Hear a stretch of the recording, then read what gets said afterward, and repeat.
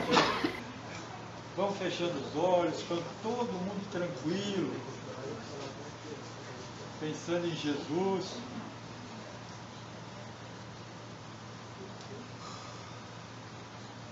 Rogando que Jesus esteja presente, abençoando a todos, envolvendo todos nós na sua energia, principalmente o nosso irmão Wagner, que vai fazer a palestra, esteja envolvido, e que todos estejam com a proteção divina, alegria e muita vontade para assistir essa palestra. Então vamos pedir licença para iniciar, fazendo o Pai Nosso. Pai nosso que estás nos céus, santificado seja o vosso nome, venha a nós o vosso reino, seja feita a vossa vontade, assim na terra como nos céus. O pão nosso de cada dia nos dê hoje, perdoai as nossas dívidas, assim como nós perdoamos os nossos devedores. E não deixeis cair em tentação, mas livrai-nos de todo mal. Que assim seja, graças a Deus. Graças a Deus. Bom, pessoal, vamos lá? Eu estive aqui em agosto da última vez.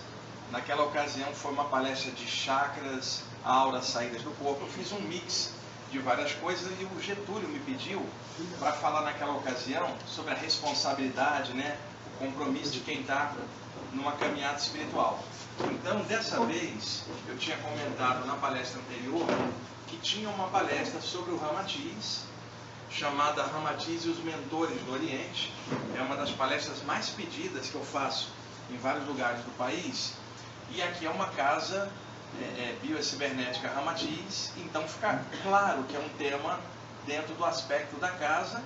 E aí, então, eu trouxe uma palestra que fala desse mentor, e a origem do nome, a história. E o mais incrível é que muitos grupos Ramatiz no Brasil não conhecem direito o próprio Ramatiz, a própria forma. O nome do Ramatiz é extraído de um épico hindu, que é a história O Ramayana. Mas quem escreveu o Ramayana? Qual era o contexto? E por que o nome Ramatiz? Vocês vão descobrir essa junção e a mescla que foi feita em cima dessa vibração no astral do Brasil, especificamente, tá?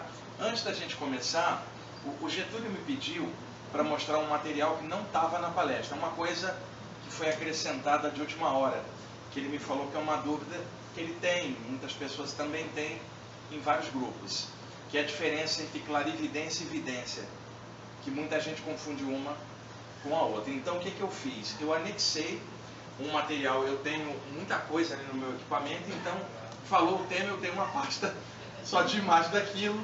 Então fui lá, pincei uma pastinha sobre o chakra da testa, que é onde se dá a visão por clarividência, e mostro rapidamente a diferença entre uma e outra para a gente entrar no tema da palestra daqui a uns 15, 20 minutos, quando eu terminar de explicar essa parte adicional, tá? E eu coloquei uma pastinha também ali dentro sobre saídas do corpo. Se der, eu expando um pouquinho também no final. E aí no finalzinho, quando eu falo, gente, chegamos ao fim, aí eu abro se vocês quiserem fazer perguntas. Tá bom? Para a gente poder primeiro eu explicar tudo, depois vocês perguntarem. Tá bom? Então vamos lá, que esse material aqui ficou a mais, então vamos ter mais coisa para poder estudar. Vamos lá.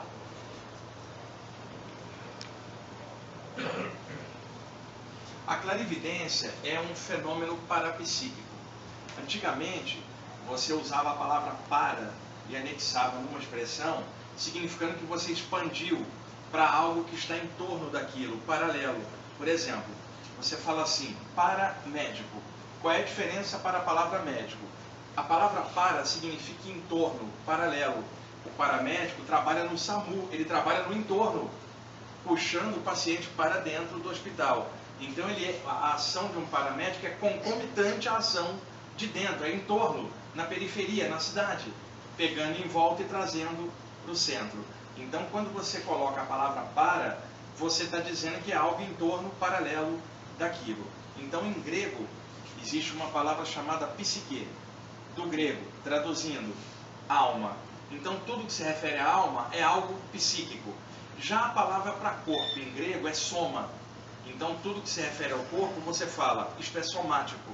Então, por exemplo, você quebrou a perna, é um problema físico. Então, isso é um problema somático. Dor de dente é um problema físico. Isso é um problema somático. Agora, tudo que se refere à alma não é do corpo, é do pensamento e das emoções. Então, é algo psíquico. Você está triste porque alguém que você ama foi embora. Isso é somático ou psíquico? Psíquico se refere a emoções e pensamentos. Só que o que você pensa e o que você sente afeta o corpo. Aí você fala psicossomático. Mas se eu separar as duas palavras, soma é o corpo, psique é a alma. Então você fala somático e psíquico, tá? Então se eu pegar a palavra para e colocar antes, ela vai alterar o processo. Por exemplo, logia do grego, ciência, estudo, tratado. Aí eu pego a palavra grega, psique, e somo com logia. O que eu vou ter? Psicologia, o estudo das coisas da alma, o estudo do pensamento e da emoção. Então você fala, isso é algo psicológico, é psíquico, estudado numa determinada área que não é a medicina convencional que estuda o soma. Então, veja, psicologia, logia, ciência, psique é alma, ciência da alma, estudo daquilo que é psíquico. Tá? E se eu colocasse a palavra para antes de psicologia, viraria o quê? Parapsicologia. É a mesma coisa ou alterou? O termo para significa algo em torno daquilo. Vamos dar um exemplo. Pensar é uma capacidade natural. Então você fala, eu penso, logo existo. Então pensar é uma condição normal de um ser humano, naturalmente. Então telepatia é a capacidade que um ser humano tem de comunicar-se com outro mentalmente. Se pensar é uma capacidade humana natural e a telepatia é oriunda do pensar entre duas pessoas, a telepatia é uma variação do pensamento, não? Mas eu pergunto, a telepatia acontece toda hora ou só de vez em quando? É mais normal o pensamento comum. Telepatia de vez em quando. Então a telepatia é algo paralelo ao pensamento. Então pensar é algo psíquico. Ter telepatia é algo parapsíquico. E todos os fenômenos, então, como clarividência, mediunidade, saídas do corpo, são fenômenos parapsíquicos, que não é o psíquico normal que é pensar e sentir, é todo o conjunto que extrapola, que a gente chamava antigamente de paranormalidade. Por que não está se usando esse nome mais? Devido a vários picaretas usarem o rótulo de paranormal para enganar a população, e vocês têm milhares de exemplos disso, infelizmente. Ninguém sério usa a expressão paranormal ou paranormalidade. Se usa modernamente. Deixa eu dar um exemplo. Algo é normal, se é que tem algo normal na Terra. Algo normal, tá? Que é pensar e sentir. Se eu colocar a palavra para conectada, vai virar paranormal. Já não estou falando do pensar e sentir comum, mas de algo que emerge paralelo. E aí você fala normal, paranormal, paranormalidade. Hoje é assim, normal, tá? Psíquico, parapsíquico. E uma das capacidades parapsíquicas é a clarividência, ok? Por isso que eu estou fazendo esse preâmbulo, sem entender o título que está lá no material. Então vamos usar algumas imagens. Clarividência é a capacidade supranormal, parapsíquica, de perceber imagens, independentemente do concurso dos sentidos da visão normal. A visão normal é chamada em latim vidência, por incrível que pareça. Veja, clarividência é a conexão de duas palavras, claros do latim, que é claro, e vidência, que vem da palavra latina videre. Videre significa ver ou vidência. Se eu colocar a palavra claros, vai virar clarivi. Daí se eu tirar a palavra claros, fica só vidência, uma coisa não é a outra. Então eu não entendo como é que as pessoas confundem isso. É falta de aprofundamento. Veja, claros, claro, vidência de videre. Se eu junto, vira clarividência. Se eu separo, vidência está aqui e o claro está. Não é a mesma coisa. Então, para te explicar clarividência, eu vou te explicar o que é evidência. Vamos lá. Para você ver um objeto, você precisa de luz, fótons, partículas luminosas. Elas batem numa superfície, refletem. Seus olhos captam os impulsos da luz refletidos. Seu cérebro decodifica as imagens. Você fala, estou vendo, não é isso? Quando você vê um objeto que rebate luz, você fala, estou vendo. Ver em latim se chama videre, por corruptela, vidência. Logo, todo mundo que vê é vidente. Tá, você está me vendo? Você é vidente. Agora, tem um espírito desencarnado aqui, por exemplo. Você não consegue vê-lo, porque ele não rebate luz. Mas se algum de vocês estivesse vendo, com certeza não é com os olhos, porque os olhos só captam o que reflete luz. Então, se o espírito não rebate luz e você está vendo, o nome é clarividência, que é diferente da vidência normal. Vocês vão entender mais fácil agora. O cego, o deficiente visual, é vidente? Ele não enxerga, não, mas ele pode ser clarividente. Então, clarividência não é o mesmo que vidência. Vidência é o ver normal, a reflexão da luz. Clarividência é o ver supranormal, parapsíquico. Para você ver um objeto, você tem que estar com os olhos abertos e tem que refletir luz para você ver o objeto, tá? Aí alguém chega e fala para mim assim: eu conheço um vidente que vê de olhos abertos. Ué, todo vidente só vê de olho aberto. É impressionante como é que o pessoal se confunde. Mas eu conheço um outro vidente que vê com os olhos fechados. Nenhum vidente vê com os olhos fechados, porque ele fechou os olhos. Como é que vai ter evidência? O que ele está vendo é por clarividência, é totalmente diferente. Eu vou usar outro exemplo, hiper fácil de entender. Pega uma arma calibre 22, a bala é pequenininha, dispara numa parede de granito, a bala vai bater e rebater. Então vamos chamar isso aí, reflexão da bala, tá? Pegue a mesma arma, dispara num pudim de leite condensado. A bala vai atravessar, não vai ser rebatida. Vamos chamar isso aí de refração. Atravessou. Dispara esta mesma arma numa lista telefônica antiga de São Paulo, que era dessa grossura. A bala não consegue atravessar a lista, mas a lista não é dura o suficiente para poder rebater. Então a bala fica presa dentro da lista. Houve absorção. Então, em relação à bala, você teria reflexão, refração ou absorção. Troquemos a bala agora por um raio de luz, um facho de luz. Projeta um facho de luz numa parede, ele vai refletir. Reflexão da luz. Projeta um facho de luz num vidro transparente, a luz atravessa o vidro, então você não vai ver o vidro. Houve refração.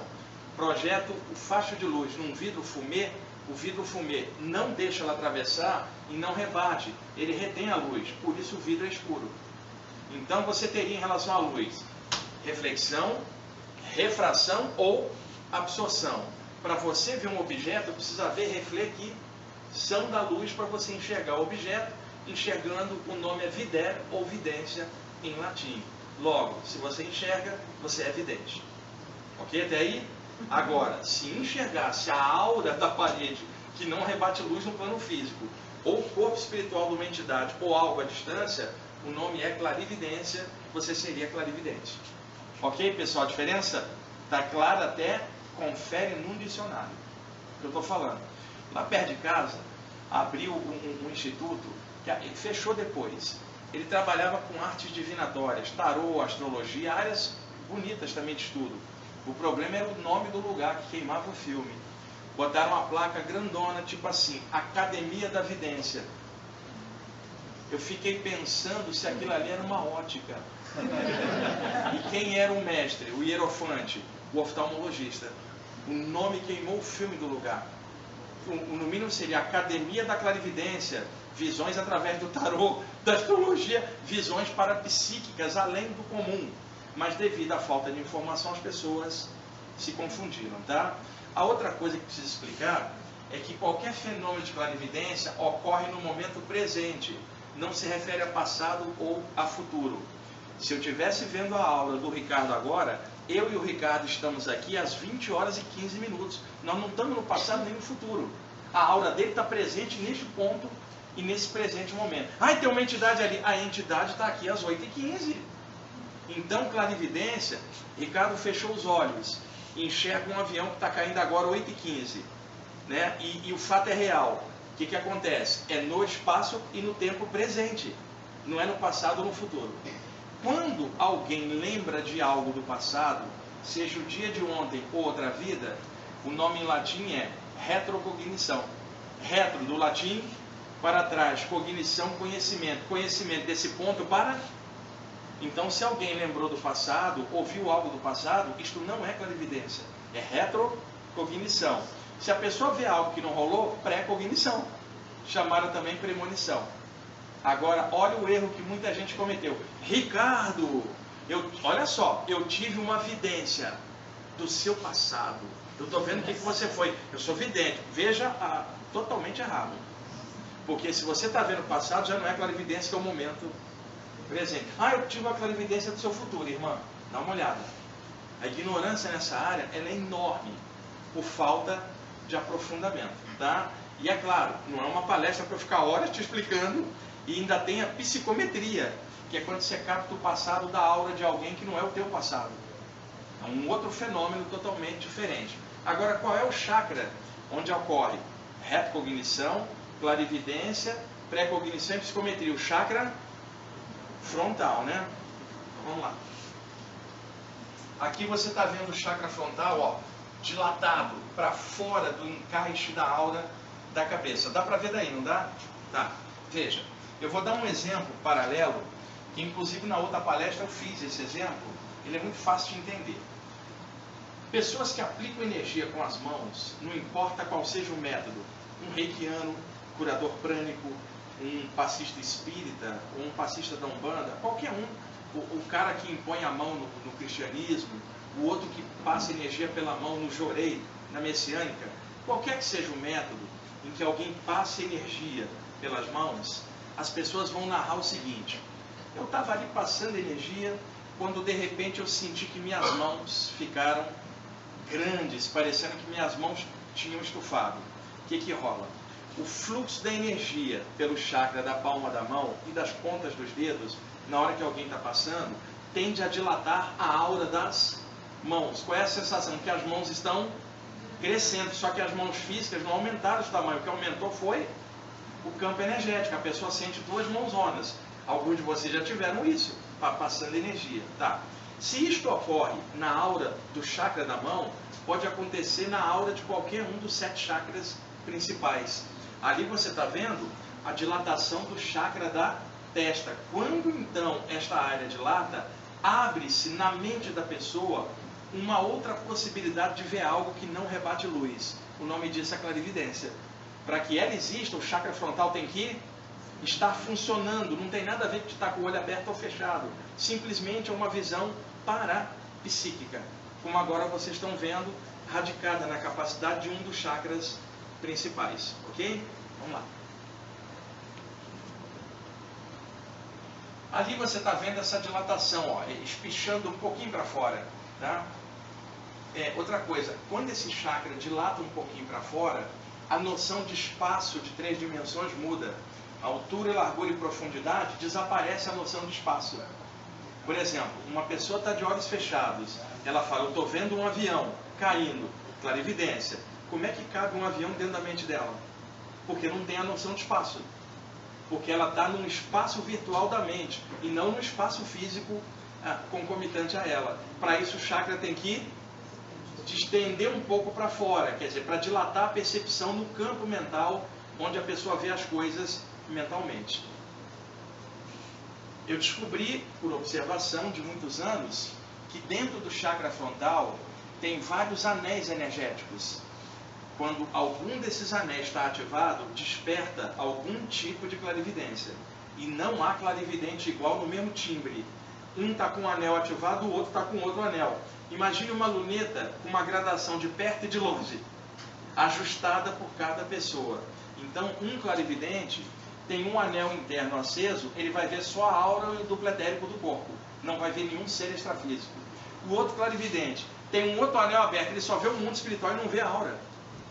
O outro só vê a distância. Quer dizer, não há ninguém igual, praticamente. O único clarividente total é Deus, que teria tudo desenvolvido. Então, por isso, 2 clarividentes no mesmo lugar podem ver 2 coisas diferentes. Por causa daquilo lá, e esse é um dado muito importante, né, gente? Vamos lá. Aqui você está vendo, na tela mental da pessoa, deixa eu dar um exemplo bem fácil. Márcio está de olhos, eu ia falar de olhos abertos, ele é japa, não dá. Eu estou tentando ver o olho e quando ele ri, desaparece. Pode olhar, pessoal. Foi feito com nanquim, 2 risquinhos. Veja, Ricardo está aqui e ele enxerga para cá. Na hora que ele fecha os olhos, mentalmente, ele vai dizer assim, quando eu fecho os olhos, eu fico no meu mundo mental, já que a imagem de fora, externa, não está entrando.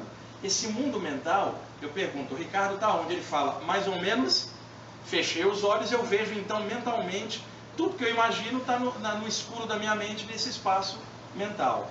Isso é chamado de tela mental interna frontal. Você está vendo ela no raio de ação da testa. A pessoa fechou os olhos, as imagens mentais se processam num tipo de espaço mental, quando ela está de olhos fechados. Tá. Ricardo tem a aura da cabeça.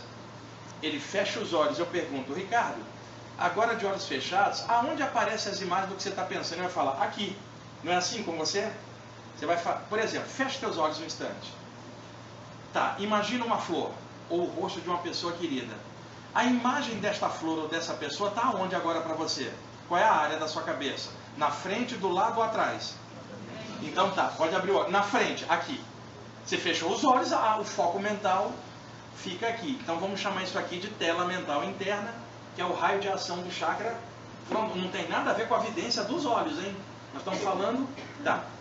Ricardo está com o foco para cá, bidirecional.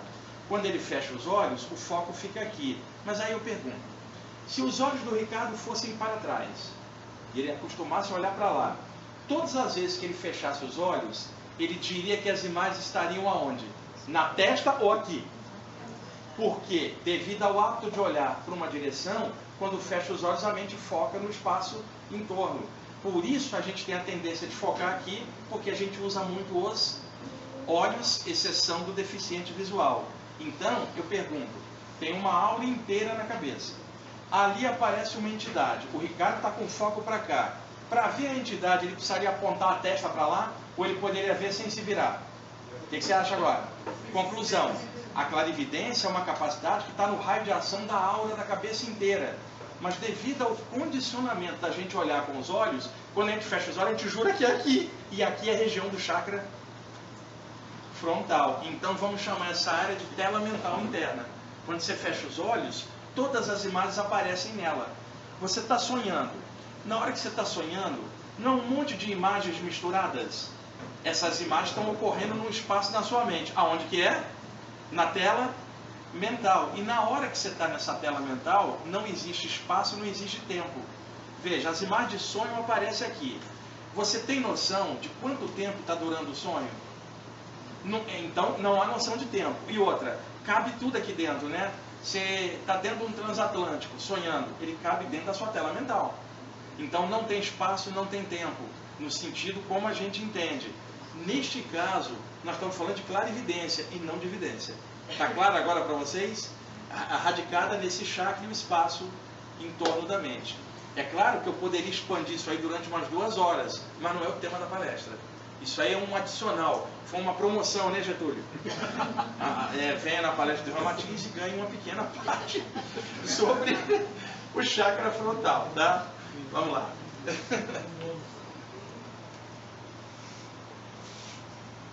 Aí, ó, para representar a tela mental e o chakra da testa. Outra coisa, clarividência é uma capacidade anímica, não é mediúnica. Veja, aonde está o chakra? Os seus 7 chakras. No campo energético seu, é você que está encarnado. Então, os chakras são seus, não são do mentor. Ele tem os dele. Então, qualquer coisa que você faça com o teu equipamento é potencial teu.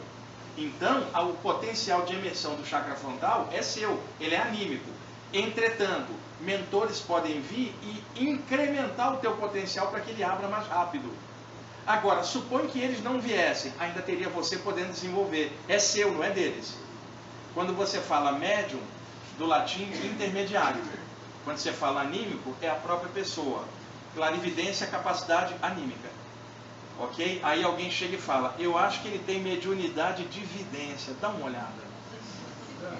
Não é vidência e não é mediúnico. Agora, pessoas que trabalham com a mediunidade, os seus chakras já não pertencem a eles, porque os mentores interagem constantemente, então eles entram no processo e aí há uma mescla. Você fala, é mais mediúnico, mas na origem era anímico. Por exemplo, uma psicografia, ou melhor, uma pintura mediúnica. Tá? Ricardo não pinta, Quando acopla com ele um pintor, ele pinta. Isso não é dele, é do espírito. Se não tiver espírito, não tem a pintura. Agora, ele pode escrever uma carta por ele mesmo? Essa carta é anímica. Então ele não precisa de um guia para escrever algo. Isso é potencial dele, isso é anímico. Agora, se ele não escreve, quando o guia vai, ele escreve pra caramba, isso é mediúnico. Aí você fala psicografia.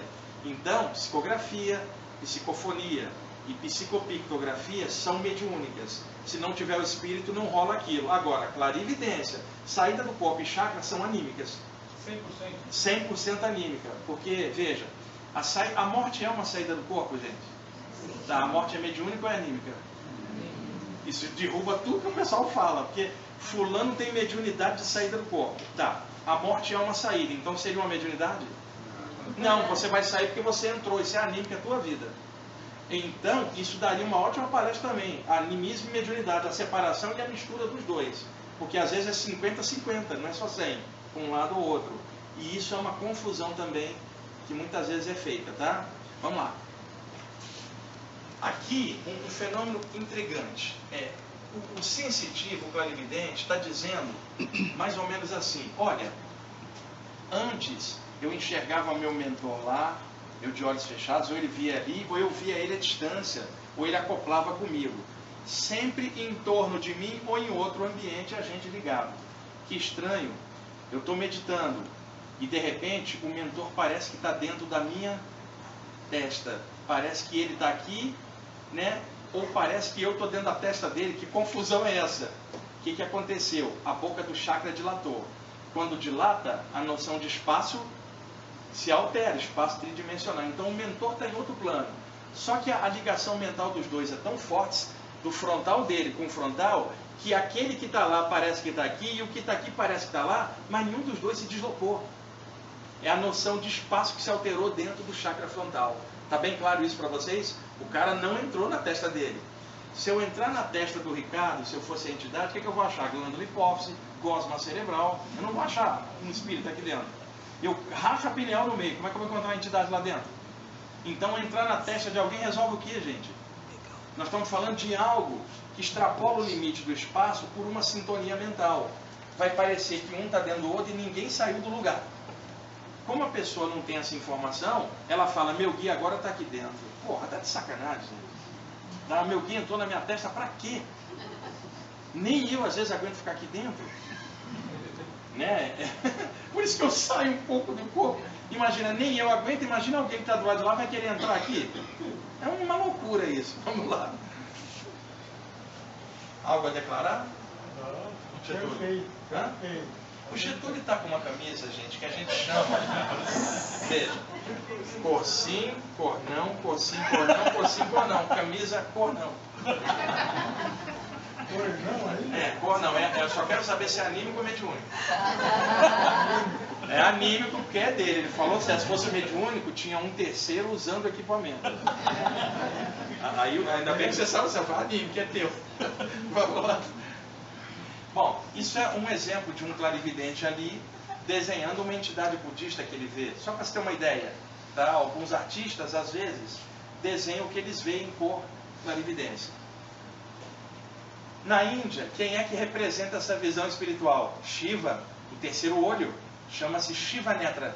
Inclusive, Getúlio, tem um mantra ligado ao Shiva que se chama Mahamrityunjay, que tem a ver com o olho espiritual de Shiva. Numa outra vez que eu vier aqui, eu posso trazer esse mantra e mostrar para vocês. É um mantra maravilhoso, um mantra para morrer. E aí, tá firme? Só que tem um detalhe. Você não precisa de um mantra para morrer, porque você já está vivo e já sabe o que vai rolar. Para morrer, tem que nascer. Já era. Você está no caminho de um dia ter que ir embora. Eu não tenho nada com isso, só estou dando uma palestra. Eu não inventei lei de reencarnação, nada. Eles falam assim, um negócio para morrer... Gente, a pena de morte já existe, se chama nascimento. Todo mundo que desceu num corpo vai ter que uma hora sair. Nós estamos condenados à morte ao reencarnarmos. É um negócio para se pensar. E nunca diga que foi pego de surpresa, porque você está estudando e já sabe. Que a pessoa, eu não esperava. Não esperava o quê? Eu não espero alguém ressuscitar. Agora alguém morreu, normal. É melhor ir se acostumando antes que você seja pego de surpresa. Né? Vamos lá. O mantra da morte que eu chamo é a morte da ignorância, a morte do ego, que precisava acontecer todo instante para a gente melhorar a cada instante. Essa morte é necessária todo dia.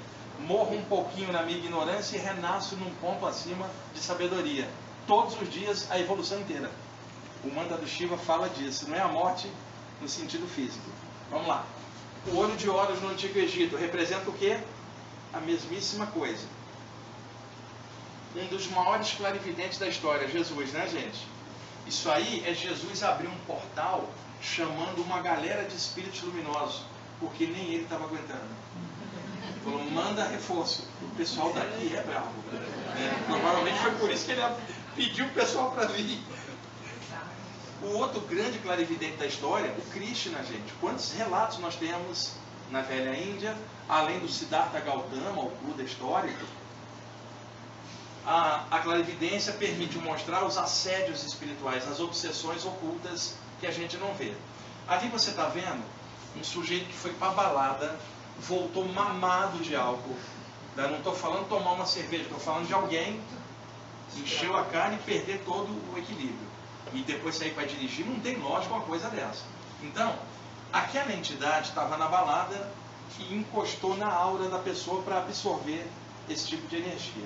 O Ramatiz, nos livros dele, chamava isso aí de caneca viva. Veja, eu sou uma entidade extrafísica presa mentalmente ao hábito de consumir o álcool. Do lado extrafísico não tem álcool, mas a minha mente deseja aquilo. Como eu não tenho mais acesso, eu encosto na aura de alguém que bebe muito. Por quê? Tudo que a pessoa consome a nível de comida e líquido vai ser trabalhado no chakra umbilical e ser convertido em energia na aura humana. Então, o que a entidade drena? Não o álcool, ele não tem parte física para metabolizar o álcool e ficar com o fígado inchado mais. Ele metaboliza a energia transformada na aura da pessoa a partir do hábito de tomar o álcool. Tá dando para entender agora? Ele bebe a energia, não o álcool. Só que o álcool altera o padrão da energia e ele então busca a drenar. Então esse cara encontrou o sujeito bebum na balada, acompanhou ele para casa já tomando de canudinho, né? O sujeito dorme, durante o sono ocorre um desprendimento espontâneo, uma projeção astral espontânea, e na hora que ele sai, o que ele vê por sobre a cama? O sujeito que estava drenando ele desde a balada, não é isso? Mas ele não via a entidade antes, ele só vê na hora que ele está fora. Aí ele comete um erro. Ele acha que a entidade veio na hora que ele saiu do corpo. A entidade já está há horas junto com ele, agregada ao próprio corpo onde metabolizava o álcool. Mas ele só está vendo a pessoa na hora da saída. Como ele só vê ali, ele fala, sair do corpo é perigoso. Pô, que idiota, né, gente? Não é sair do corpo que é perigoso, encher a cara que é o problema. E outra, o espírito não veio porque ele saiu, já estava junto antes. Mas quem vai levar a culpa? A viagem astral. De ser perigosa. É assim que foram surgindo os mitos todos. Ricardo passou o dia inteiro espezinhando todo mundo. Eu sou uma entidade grossa e encostei porque ele está irado. Eu encostei, era 10 da manhã, agora é meia-noite. Eu estou quase 12 horas na aura dele. Ele dorme, sai do corpo e me vê e fala, sai do corpo, ele veio. Ele veio não, já estava. Outra coisa, uma das armas da obsessão é a invisibilidade, né, pessoal? O agressor extrafísico caceta você invisivelmente. Então não é interessante você vê-lo para ele. A atividade é oculta. Então na hora que você vê, você toma consciência que há um problema e vai correr atrás para resolver. Então ele não quer que você veja. Portanto, alguém que sai do corpo ou que tem clarividência não é bem visto no reino dos obsessores. Por isso alguns atacam médiuns e outros para não falarem. Porque a invisibilidade é uma das formas de obsessão. Na hora que você sai, a saída do corpo não trouxe a entidade. Pelo contrário, ela te mostra um problema para você correr atrás e resolver. Ela te ajudou a ver o problema. Mas como não se sabia disso antigamente, falava-se, não sai do corpo que é perigoso, gera obsessão. Imagina, o que gera obsessão é ignorância, radicalismo, ira e essas coisas todas que faz esse pessoal grudar na hora da gente. Mas muitos clarividentes vão descrever coisas assim. E o Getúlio estava me falando, alguém chega e fala assim, minha vidência é de prova. Imagina, você está vendo alguma coisa, isso é prova ou é a visão normal? Vidência de prova. Ah tá, clarividência de prova. Será que ter uma capacidade aberta é uma prova? Ou é ignorância para lidar com ela que é a prova? Num planeta denso, humanidade pesada, clarividência aberta, o que você espera ver? Coisa luminosa? Não. Então o clarividente tem que se calçar para conviver com as coisas que vai ver. Aí nada é prova, porque ele consegue se adaptar. Se não conseguir, vai sofrer pra caramba. O nome disso não é prova, o nome disso é babaquice do clarividente. Que não se calça para poder conviver. É igual chega alguém e fala, eu tenho mediunidade de prova. Eu falo, eu não entendo, minha mediunidade é uma alegria, que prova. Prova, se eu não tivesse isso, seria um ignorante. Então, tem muita gente dizendo que é prova por falta de estudo. Ela é preguiçosa, não estuda, por isso tudo é uma prova para o ignorante. É bom deixar essas coisas bem claro. Essas capacidades abertas revelariam potenciais incríveis de nós todos. Agora, não é fácil conviver com o que se vê. E muita gente quer abrir clarividência esquecendo desse detalhe, está na Terra. Se você estivesse no paraíso, seria bom clarividência aberta o tempo inteiro. Mas clarividência no inferno, você vai ver diabinho, não? Então, antes da clarividência abrir, que tal maturidade para crescer espiritualmente e deixar tudo dentro do equilíbrio? Caso contrário, é melhor não ver nada. Está correto isso? Todo mundo quer essa capacidade, mas não quer viver com a consequência daquilo.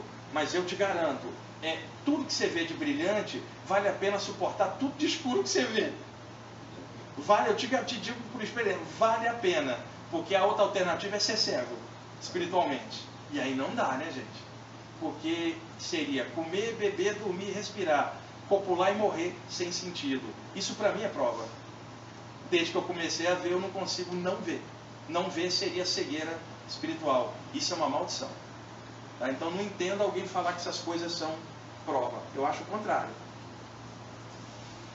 A ação de um mentor durante o sono. Isso aqui é importantíssimo. Tá? O Márcio está aqui. Eu acho que ele está dormindo porque ele está de olhos fechados. Tá? A aura do ombro dele está mais solta aqui, suponhamos, um pouquinho para fora do encaixe. Eu sou aquela entidade lá, eu chego e faço isso aqui. Eu não tenho como tocar algo físico, eu sou extrafísico, eu atravesso objetos sólidos, o corpo dele é material. A aura dele está um pouquinho para fora no ombro. Eu chego e faço isso aqui. Eu estou tocando no ombro físico ou na aura do ombro que está exteriorizada? Tá, na aura do ombro, que é onde eu consigo atuar. Mas nesse momento ele está com a sensibilidade meio a meio. Não é que dividiu, é que não saiu inteiro. Ele vai falar, tem alguém com a mão no meu ombro, ai meu Deus. O cara não está com a mão no teu ombro. Tá, aquela figura lá. Aquela entidade está com o dedo na testa do Márcio, ou está com o campo energético do dedo dele interagindo com o campo energético do chakra frontal que está para fora. Tá, só que como ele não sabe disso, ele fala, ai meu Deus, eu acordei e não consigo me mexer. Ai meu Deus, agora tem um cara com o dedo na minha testa. Ai, ai, ai. Por que você está com esse medo? Tá? Mas tem alguém com o dedo, não está com o dedo na sua testa. Está mexendo no raio de ação do chakra frontal para alguma atividade do corpo. E aí a pergunta que toda pessoa medrosa faz, e se não for o dedo do mentor? Não é isso que a pessoa medrosa logo pensa? Ela não pensa, tem um dedinho na minha testa, será o mentor? Ela nunca pergunta isso, ela fala, será o obsessor? O medo faz ela perguntar isso. Porque se tem um dedo, você não sabe de quem é ainda. Então a pergunta é dupla. Será o mentor ou será o obsessor? Mas ela primeiro pensa no obsessor. O medo faz isso. Então, em primeiro lugar, antes de gritar, veja de quem é o dedo. Pô, tá certo? Então você está gritando com um amigo que veio te ajudar e você está escorraçando achando que era um diabinho no meio da noite, tá? Aí alguém fala, mas não pode ser uma entidade pesada? O que eu te falei ali atrás? Entidades obsessoras não gostam de ser vistas. A invisibilidade é a favor deles. Você acha que de madrugada uma entidade vai limpar a testa para ele ver ela? O que você acha, gente? Ou seria melhor ele não vê-la? Então você acha que algum obsessor vai vir fazer cuti-cuti no teu chakra frontal com o dedo? Lógico que não. Vão tentar outras coisas. Não isto aqui, que é a ação clássica gentil de uma presença abrindo uma possibilidade, e não de alguém que é invisível e não quer ser visto. Conclusão, botou o dedo na testa, o obsessor que não é. Mas a pessoa não sabe, essa altura já gritou e o próprio mentor fala, nem eu aguento mais, vou embora. Porque ele não suporta a idiotice da pessoa, ele está ali para ajudar, aí a pessoa estava numa reunião aqui na Ramatiz, e aí ela estava aqui numa reunião e falou, mentores, me ajudem, eu gostaria de uma luz. Tá, ela acorda de madrugada, o cara vem trazer a luz, faz isso, ela grita. Então por que ela fez a prece, mentores de luz? Porque ela é ignorante, não sabe onde está se enfiando. Por exemplo, um médium, por exemplo, eu sou um mentor e acoplo com o Ricardo numa reunião de desobsessão. Ele me conhece, conhece minha energia, confia em mim. Ele está em grupo. De madrugada, Ricardo está deitado, chego eu, o mentor. Interpenetro ele com energia, igual faria na reunião. E faço isso aqui. Aí, ele percebe essa energia e começa a gritar. Mas não é o mesmo cara que acopla na sessão, por que eu grito em casa? Se é a mesma entidade. Aí ele vai falar, e se não for? Esse é o problema. Se não for, você não confia no mentor, não confia em si mesmo, tanto que algo errado entrou. Conclusão, rabo preso. É isso que causa o medo, além da ignorância. Eu tenho confiança no que eu estou fazendo. Eu sei que seres de luz vão ajudar. Semelhante atrai semelhante. Tá? Aí alguém com autoestima baixa. Mas nenhum de nós é perfeito. Semelhante atrai semelhante. Se eu vacilar, se você vacilar, vem um vacilão de fafis e se junta. Agora, no estudo espiritual, se você é um vacilão, é melhor sair fora. Porque esse estudo é para deixar de vacilar. Então eu não consigo entender algumas coisas que as pessoas se enroscam facilmente. Oi?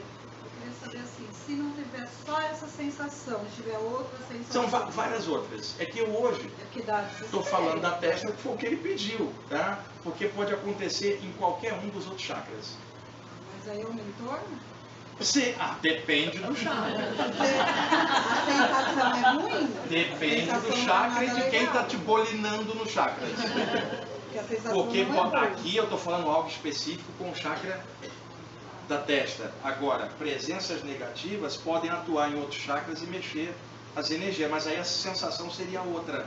Por isso que eu estou falando, nenhuma entidade obsessora faria puti-puti no teu frontal. Eles vão pegar outro lugar, né, gente? Então tem que manter a calma. Então, se botou o dedinho na testa, relaxa. Mas a gente não consegue Então, relaxar. aí é que tá. Até chegar a hora da morte, alguém vai botar o dedo na testa e tirar mesmo que você não queira. E aí o teu susto, você pensando que vai ver uma entidade, ver uma pessoa que era um mentor que você podia ter conhecido há anos atrás. Quer dizer, essas coisas, o medo é o grande inimigo disso tudo. Mas não adianta avançar sem conhecimento. Tá? Vamos lá. Então, vamos entrar no Ramatiz. Bom, esse aqui é um dos grandes clarividentes americanos do século XIX. Se chamava Andrew Jackson Davis. 1860 mais ou menos, ele fez esse desenho. É o primeiro desenho mundial de uma sessão mediúnica, antes do Allan Kardec, inclusive.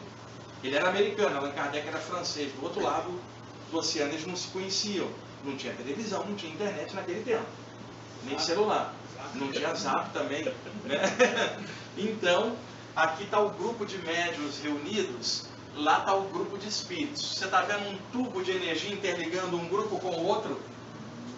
Foi o primeiro desenho de uma reunião interplanos desenhado no planeta Terra. O médium se chamava Andrew Jackson Davis, um dos maiores clarividentes da história da América do Norte, praticamente desconhecido no Brasil. Cada um dos chakras principais tem chakras menores laterais que funcionam como satélites dos principais. Por exemplo, chakra da palma da mão. Quais são os satélites? Pontas dos dedos. Chakra frontal, satélites, têmporas. Tem um chakra pequeno de cada lado, que responde ao principal aqui. Chakra coronário, tem dois chakras laterais nos lados da cabeça. O do Ricardo, esse ponto que eu vou te mostrar aqui, ó. Esse ponto aqui, ele é mestre, vocês estão vendo. O chakra coronário dele, meio do alto da cabeça, o frontal na testa. Existe dois secundários do chakra coronário nos lados da cabeça e um mais ou menos aqui, ó. O chakra coronário está aqui. Este chakra aqui atrás, muitas vezes se ativa antes que o chakra do meio da cabeça se ative. Se a pessoa não souber que tem um chakra secundário, ela vai falar, meu Deus, está queimando aqui, meu chakra está torto, achando que o coronário está ali atrás. Ele está aqui, mas ele tem um secundário aqui. Esse chakra é chamado em sânscrito, na Índia, de chakra Bindu. Bindu, tradução, ponto. Chakra do ponto. Por quê? Quando os mestres da Índia estavam mapeando o sistema de chakras e nomeando os chakras principais, um discípulo falou assim: mestre, tem um ponto aqui depois do chakra Sahasrara, o lótus das 1000 pétalas, o chakra coronário.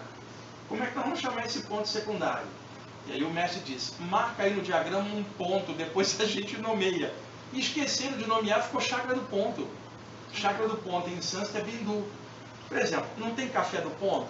Tem chakra do ponto. Então, são chakras secundários associados aos chakras principais, tá ok? Tá. Agora, vamos entrar na palestra do Ramatiz. Aquilo ali foi o extra que o Getúlio me pediu, tá bom? Tecnicamente, a gente vai começar a palestra agora. Ok? Antes foi um preâmbulo. Vamos lá. Vou trocar aqui. Eu não vou contar como é que eu vi o Ramatiz a primeira vez, porque eu contei isso da última palestra, eu não vou ficar repetindo. Eu quero, principalmente para quem estava aí, sempre passar algo a mais. Eu contei a primeira vez que eu vi o Ramatiz, onde que foi e tal. A palestra é sobre o Ramatiz, não é eu falando como eu vi o Ramatiz. Isso seria outra palestra, porque envolveria saídas do corpo. Tá? Então aqui é focando no Ramatiz, e a estrela da noite de hoje é o tema, tá bom? Então vamos lá.